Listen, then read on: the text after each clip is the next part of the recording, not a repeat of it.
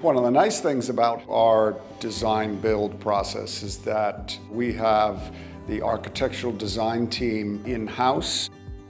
So when we start developing our design work, both Mitch and Lori are in this office. So when we start working on a project, I can walk right down to their office and see where they're at.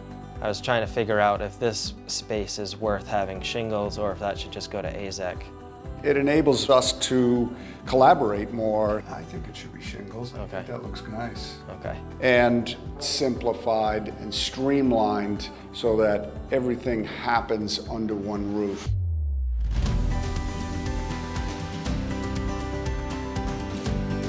In the beginning of the project, we set up a meeting with the client to do a meet and greet with them, kind of get their goals for the project, very high level, how many bedrooms, the style of house that they like.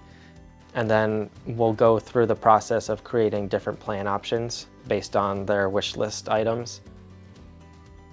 From there, we'll go through what we drew up and then we kind of refine those plans. So as we're doing that, we're also talking with our PM who was brought in early on in the project to help with the town requirements, CRMC requirements, and he'll help us work out an estimate as we're drawing to make sure that we're staying on budget.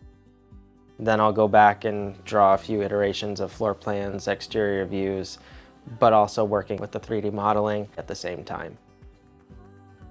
The 3D software has just come so far in the last few years, especially for residential design. And that's one thing that we kind of pride ourselves on, is that we can generate a 3D model with the style of the house that the client is wanting, and then having the capability of spinning around the model to see areas that are intricate detailing, how we're gonna actually build that part of the detail. So that really helps the client visualize what they're getting way before anything gets built.